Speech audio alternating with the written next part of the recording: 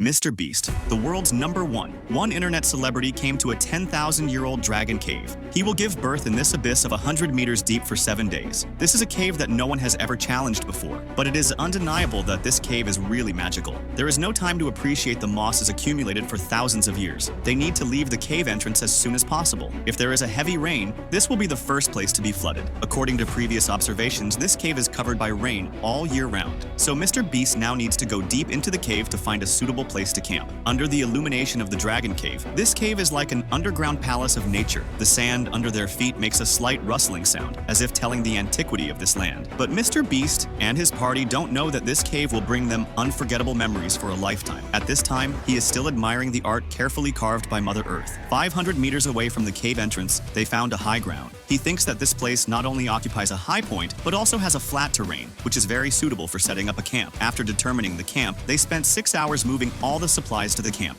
In order to ensure underground survival, the supplies brought this time are very large, and the terrain of the dragon cave is also winding, which also makes the boys almost exhausted. Fortunately, everything is worth it. As the sun no longer shines into the cave, the boys quickly turn on the lights, making this the only bright place in the dark cave. But they can't rest now. They have to build a simple version of the camp today. These 2 ropes will become the fulcrum of the bed, and then they just need to install the hammock. Thin rope is what holds up my hammock. Yep. Ate some dinner and prepared for a very cold night 1. Not gonna lie, this hammock is way more comfortable than I thought it would be. Hey.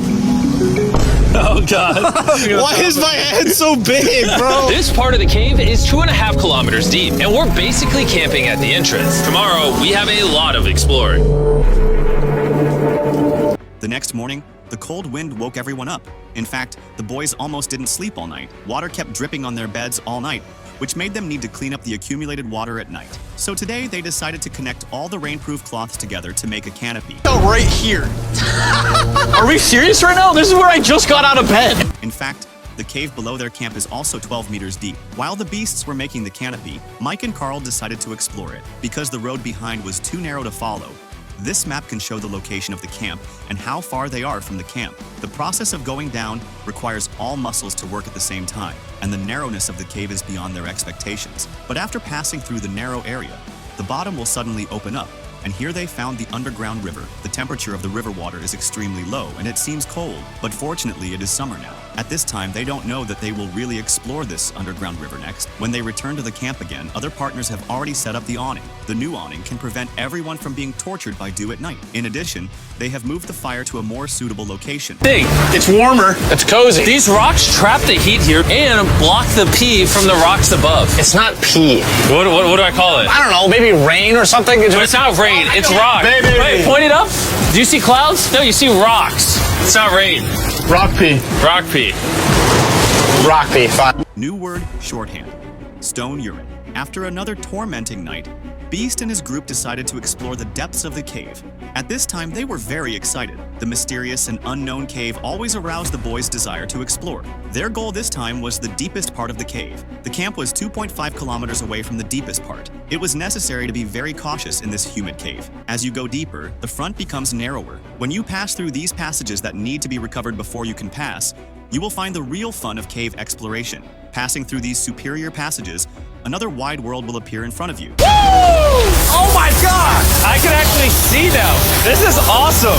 This thing is bright. Woo! Bro, look at how cool this is. Yeah! The next step is the real difficulty of this trip. From here, everyone needs to go by water. Survival expert Joel told them that they can only reach the end by going upstream along the dark river. In order to avoid vivid windows, everyone began to put on diving suits. Why are we doing this? This is a once-in-a-lifetime experience. It's because you die after you do it. Obviously, everyone is still very excited at this moment, but they don't know how difficult the next section is. The cold, dark river, and the cracks in the rocks that need to be carefully passed. All of these will make the journey extremely difficult. Your time, it will take your feet behind you a little bit. All right, I'm getting in the river. You gotta follow the wall around to It's the so left. cold. You got it, Jimmy.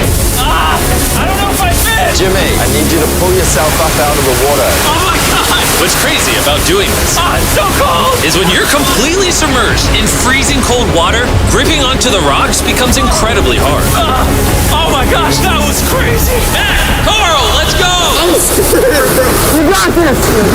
Keep going! Look how crazy this is, dude! And even though this obstacle was difficult, it's nothing compared to... At this time, Mrbeast reminded them that they had only completed 10% of the cave exploration, and the next journey would be even more difficult. On the other side, Brother Fuzi, who stayed at the camp, was not idle. He upgraded the camp alone. He really did it by himself. He used a drill to drill holes, fixed ropes, and held up the raincloth. Mrbeast and his group continued to move forward. At this time, they were soaked, and their body temperature began to drop rapidly. This is so difficult.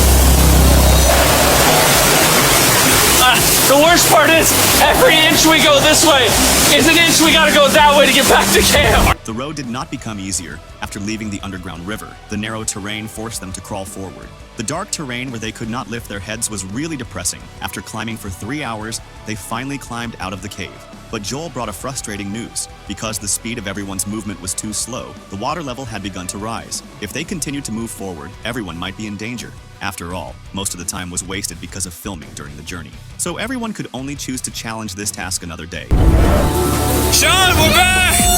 What'd you do while we were gone? Hopefully nobody gets wet now. Bro, I didn't even know we packed lights. Yeah, they're awesome, right? Sadly, we only made it 20% through the cave today. But mark my words, we will go the distance in a future day. I doubt it. That's not gonna happen. Mrbeast planned to have a good rest on the 4th day, and then on the 5th day, he would go to the deepest part of the dragon cave in one breath, and this was the fact. On the 4th day, Mrbeast and his group came to the underground river and started to wash their hair. My forehead is frostbite! Let's use the drone to dry our heads off. Come here, drone! Hold on, brother, stop!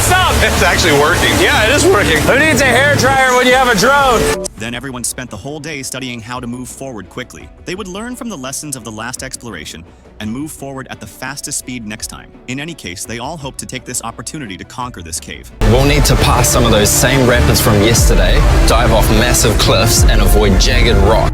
For the second day's exploration, everyone started to rest early this time. When the first ray of sunlight in the morning shone into the cave, they were fully armed and started to move. With the previous experience, their speed this time was significantly improved. It took only 2.5 minutes for everyone to change their clothes. It took 2.5 hours. Everyone came to the place where they returned last time. Joel told everyone that the road would become narrower and narrower, and the water would become more turbulent, so everyone needed to hold on to the wall at all times. Here we go. I got it. Oh god. Yeah, jump for that first rock. There's a couple of good rocks around the corner as well you can get a hand onto. It's so dark down here. There's no bottom right now. My feet aren't touching the ground right now. The water level was very high at this time, which meant that if they let go now, they would be washed away by the turbulent river under their feet. Oh, what are we doing? I would go into here if you can. That's a good one. I can't even see where I'm going. The current is taking me away. You got it. You got it. Get yourself in there and it's going to get way gentler. I go in here? Yep. In the hole.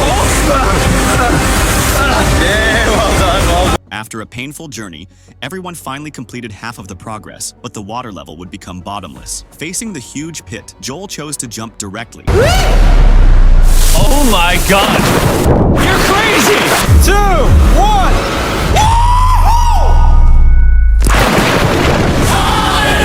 There were many protruding and sharp rocks underground, and you could only move forward in small steps to avoid stepping on these rocks. Oh my god. It's getting deep again. I can't. I need to put my feet on. And if the sharp rocks weren't enough of a challenge, it seemed like with every step we took...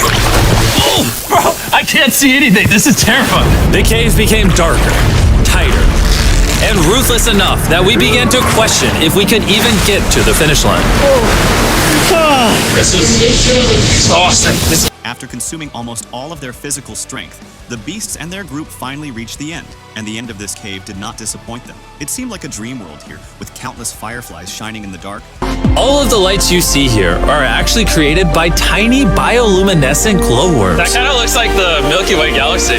Wow. At this moment, this view honestly made that trek worth it. Although it was indeed beautiful here, everyone had to return to the camp after resting. The way back was to go downstream, which would be much easier, but due to physical reasons, it took everyone 7 hours to reach the land, and they did not return to the camp until the 6th day. John. What's up, guys? I was starting to get worried. Happy day 6. Day 6, let's go. All we had energy to do was thaw out by the fire and finally eat some food. That was a very adventurous day. I'll see you guys tomorrow or later today. After an all-night adventure, everyone was very sleepy. But despite being exhausted, Jimmy still didn't sleep well. Late at night, he got up alone, put on his clothes, and then climbed down the cave alone. He began to recall this journey. He lamented that he had been confined alone for 7 days and buried alive for 7 days. But neither was as difficult as this cave survival challenge. The cave was damp and dark, making him feel uncomfortable all over. The cold environment and the wet body all day made him extremely painful. But fortunately, this time was different from the past. He had the company of his friends. This time, he and his brothers conquered the 100-meter underground river and played in the dark underground cave. All the misery is worth it. Because when you're in good company, Let's make whale noises. this wet, cold, rocky, miserable cave can easily transform into the most beautiful trip of our lives.